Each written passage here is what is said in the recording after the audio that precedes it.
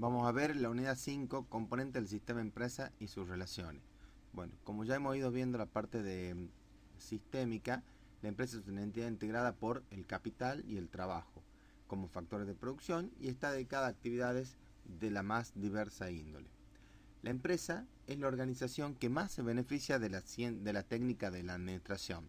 También lo hacen, por ejemplo, las organizaciones como la iglesia o como los militares, pero es en la empresa que genera un valor agregado económico mayor donde se ven estos mayores beneficios. Esta ciencia, la de la administración, ha crecido mucho en los últimos años en las empresas, aunque no es el único ámbito de aplicación como habíamos visto más adelante. Los componentes de la empresa son, por supuesto, como sabemos, en primer lugar las personas, luego el capital, que está representado por todos los equipos, las instalaciones que tiene la empresa, las patentes también que compra. Por otro lado, se encuentra el trabajo de las personas que se hace en distintos niveles, como iremos viendo, que hacen las personas dentro de la empresa. Este trabajo, como sabemos, está siempre orientado hacia la consecución de los resultados. Y por último, el cuarto componente vendría a ser el conocimiento, que se puede ver desde la tecnología, la adquisición, como habíamos dicho, de patente, pero sobre todo hay un conocimiento organizativo y funcional de la empresa, que es la que da las ventajas competitivas y con la que la empresa se permite funcionar y crecer. Englobando todo esto se encuentra la ciencia de la administración, que es la que vamos a analizar con mayor detenimiento en las próximas clases. La empresa no está aislada del mundo, sino que se encuentra inmersa en un entorno. Este entorno básicamente se divide en dos partes, el macroentorno y el microentorno. El microentorno es el entorno donde la empresa tiene algún poder de decisión y de actuación, mientras que el macroentorno es donde no lo tiene. Entonces, ¿cuáles son estas situaciones del macroentorno? Son circunstancias que influyen en forma similar para muchas empresas. Pueden ser para la totalidad de la empresa, como por ejemplo una situación de recesión o de cambio de valor de la moneda, o puede ser para algunas empresas que se dedican a una actividad relativamente similar. En ese caso estamos hablando de un sector de empresa. Algunas condiciones del macroentorno que podemos mencionar son la macroeconomía, las crisis globales, el desempleo, las variaciones de la inflación y todo esto. El entorno más próximo de la empresa, que podemos llamar microentorno, no está dentro de la empresa en sí mismo, no es parte de la empresa, pero sin embargo la empresa tiene formas de actuar con respecto a eso. Por ejemplo, si dentro del sector hay una baja de precio porque ha entrado en una nueva competencia, bueno, la empresa tiene cierta capacidad de asociarse, de entablar precio con otras empresas, o bien de modificar sus precios y las condiciones con el cliente. Entonces, todas estas cosas están próximas a la empresa. Otra cosa que se puede dar es, por ejemplo, la falta de personas que tengan cierto nivel de capacitación, a lo cual la empresa puede hacer cosas como capacitar a las personas o bien tomar gente capacitada de otras empresas o de otras regiones que sí tengan esta capacidades humanas. Habíamos dicho que englobando los cuatro factores del conocimiento de la empresa se encontraba la administración. Lo más importante del concepto de administración es que la administración es una ciencia, o sea que está compuesta de principios, técnicas y prácticas.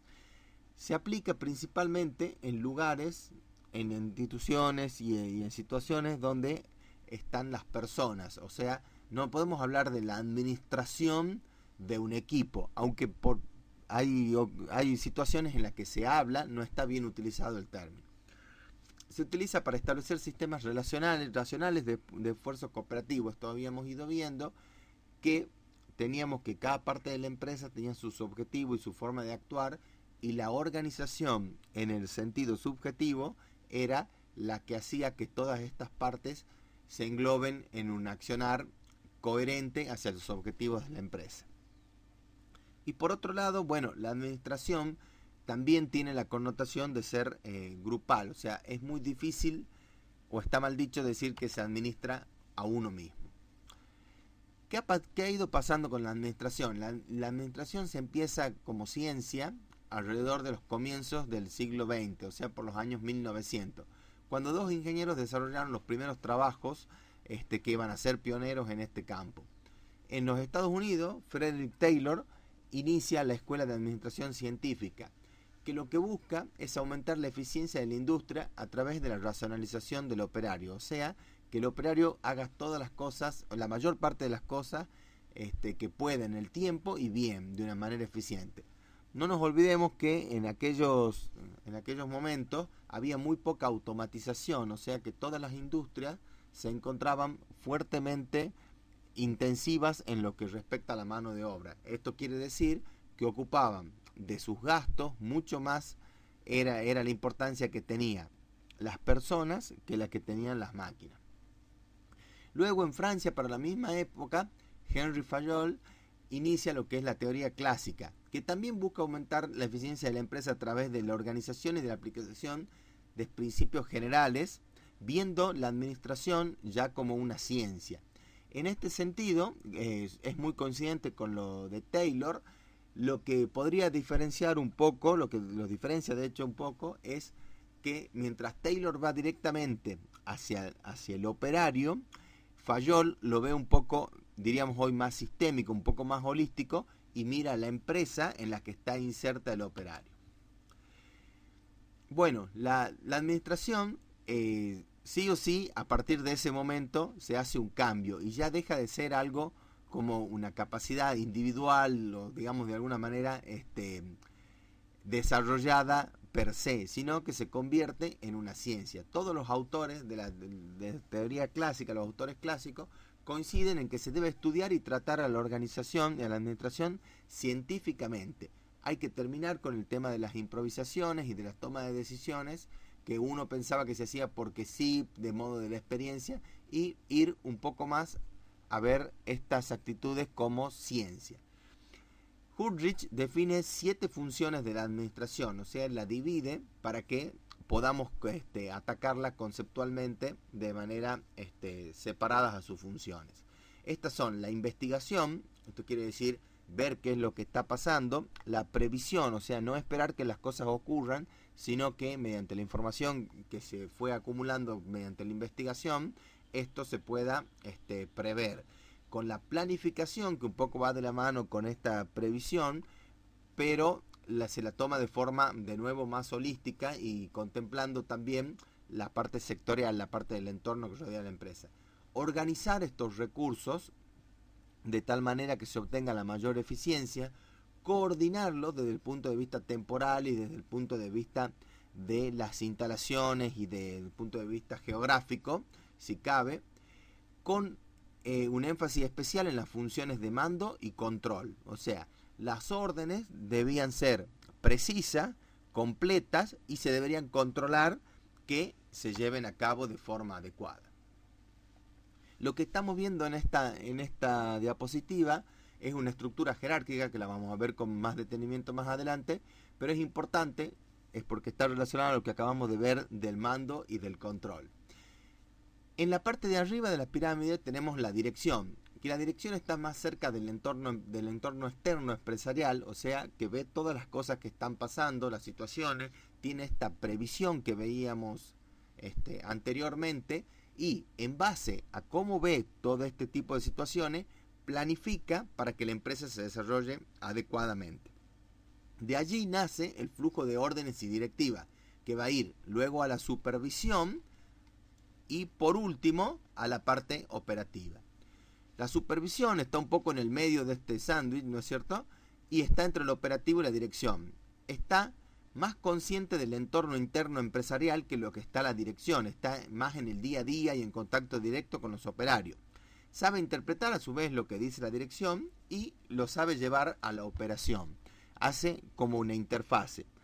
Este eslabón de la cadena es tremendamente importante porque es donde los ingenieros y los profesionales comienzan su trabajo. Entonces es muy importante poder hacer estas dos cosas. Por eso es que ustedes a lo largo de su formación van a tener componentes netamente operativos, digamos, ¿no es cierto?, de la parte de operaciones y también de la parte de estrategia y de gerenciamiento.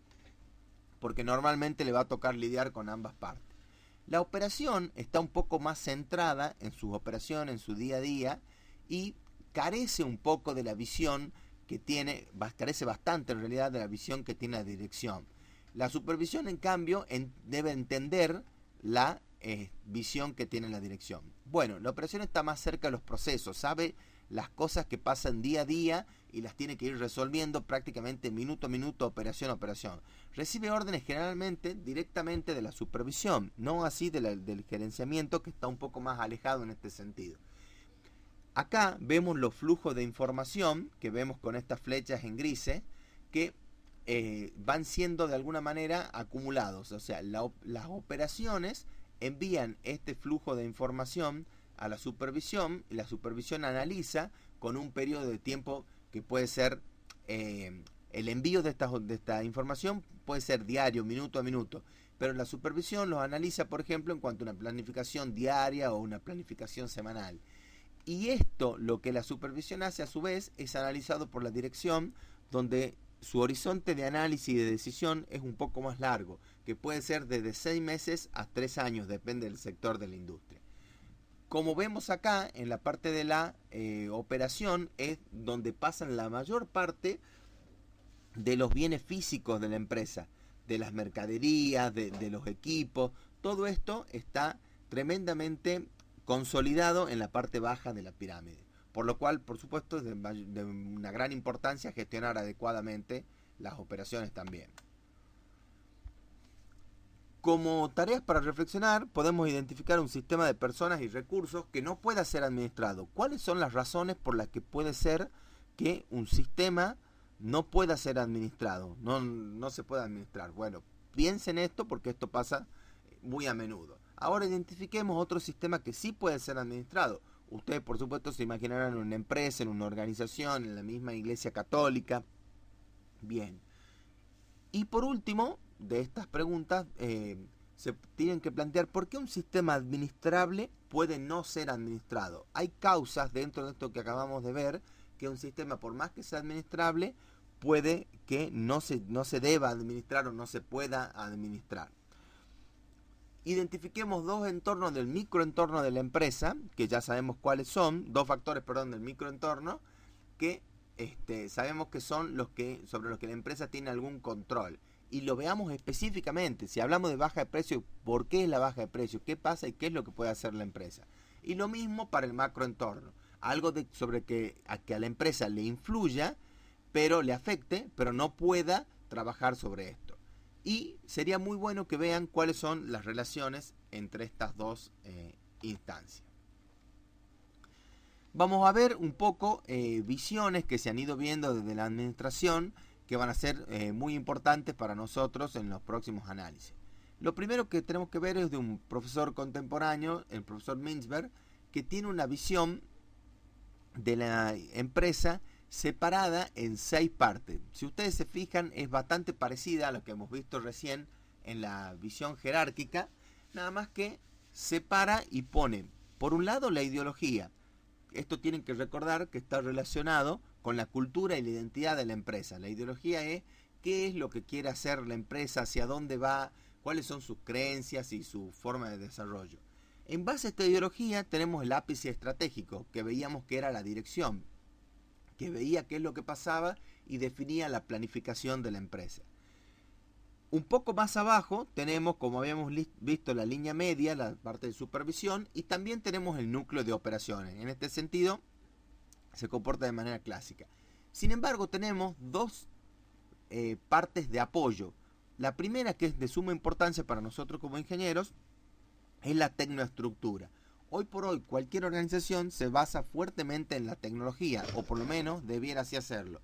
Entonces, la separación conceptual de este fenómeno de la tecnoestructura es de gran importancia para el desarrollo de los elementos que siguen.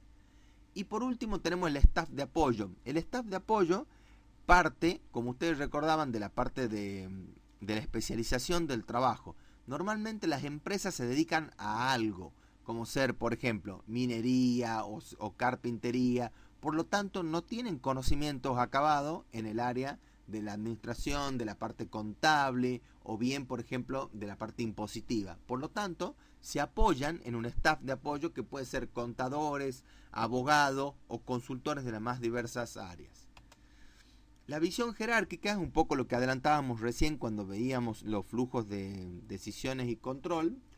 Plantea que cada entidad está subordinada a una entidad única, formando una jerarquía. Esto, si bien es cierto, no resulta 100% verdad en todas las empresas, desde el punto de vista conceptual es importante, porque cuando hay problemas en la empresa hay que saber quién dio la orden y a quién se debía responder.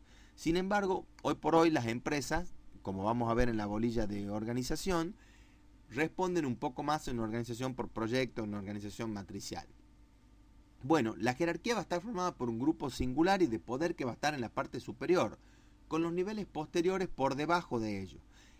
Cuando más alto se esté en la jerarquía, menor cantidad de personas va a haber, y cuando más bajo, mayor cantidad de personas. El poder también se acumula en la parte superior de la pirámide. El modo dominante este modo es el dominante entre grandes organizaciones. La mayoría de las empresas grandes usan una visión jerárquica, los gobiernos, las religiones y la parte militar también. Bueno, se diferencian los distintos tipos de nivel, poder y autoridad, ¿no es cierto?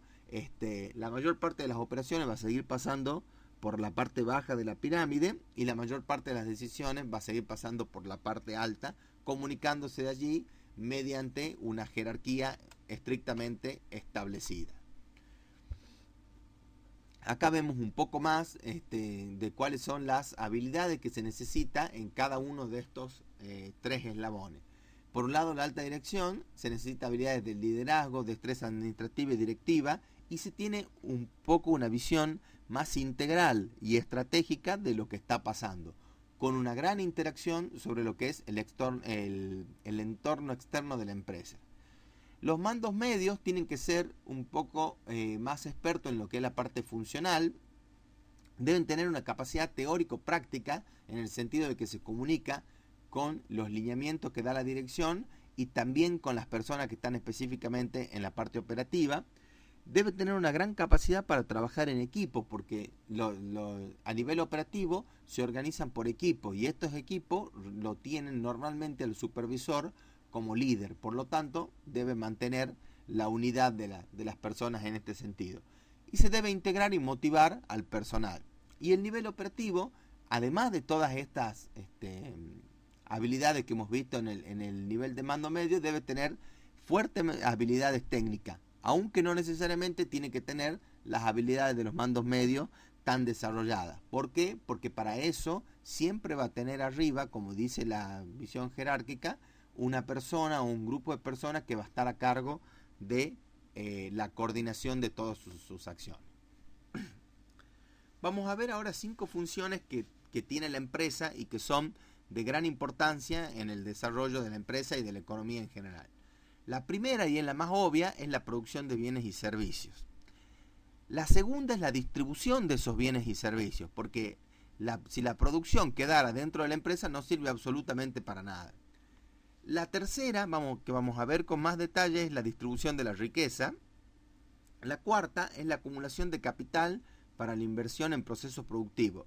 En la medida que las empresas nacen y comienzan a crecer, acumulan capital y ese capital es muy importante para alcanzar, como ustedes por ejemplo han visto en economía, las economías de escala, ¿no es cierto? Y además se incrementan las capacidades técnico-organizativas que hacen que las empresas puedan hacer trabajo de una complejidad, las empresas grandes, de una complejidad que no pueden hacer las empresas chicas. Y por supuesto, a ese capital se lo debe invertir en los recursos productivos para que esto ocurra. Vamos a ver primero la creación de la riqueza. La producción, que es la coordinación y transformación de recursos, aprovechando los recursos naturales, hace que donde no había antes algo, como por ejemplo, imaginemos una mesa, lo haya. Entonces, en ese sentido, se ha generado una riqueza, porque donde había tablones de madera, ahora hay algo de una mayor complejidad, de un mayor valor, que es una mesa o una silla. Lo mismo ocurre con los alimentos, con lo que ustedes crean necesario. Se coordina la extracción, en el caso digamos de que sean industrias extractivas o bien la cosecha en el caso de industrias agrícolas, se incorpora el conocimiento como insumo crítico, ¿no es cierto? Antes el conocimiento, como habíamos dicho, estaba dentro de los artesanos y dentro de las logias, y hoy por hoy se pasa a las empresas, ya desde hace muchos años por supuesto, se pasa a las empresas y es el insumo crítico. Ustedes piensen en las empresas de gran crecimiento, como son las empresas de alta tecnología, también las empresas farmacéuticas y cualquier empresa que sepa aplicar el conocimiento que tiene en procesos productivos o de servicio. Se busca y detecta la necesidad. Eso también es tremendamente importante, porque si no, las empresas no estuvieran, como por decirlo de alguna manera, a la casa de las necesidades que tienen los usuarios finales, digamos las personas, esto ocasionaría un problema muy muy grande a la gente para proveerse de las cosas que necesitan en el día a día. Por lo tanto, hay una función de búsqueda que es muy importante que las hacen las empresas. Y por otro lado, se facilita el proceso de venta. ¿Cómo reparten las empresas una vez que adquieren la riqueza que la han generado y que se la paga el consumidor? ¿Cómo reparten estas riqueza a las empresas? Bueno, básicamente se retribuye a los tres componentes que habíamos visto en su momento, ¿no es cierto? Al capital, al trabajo y al conocimiento. ¿Cómo se retribuye a los clientes? Mediante el valor agregado, dándole la mesa en lugar de que haya unas tablas tiradas por ahí. ¿Cómo se retribuye al personal? Mediante los sueldos y los jornales. A las organizaciones sociales, a la sociedad que está alrededor de la empresa, que le pone las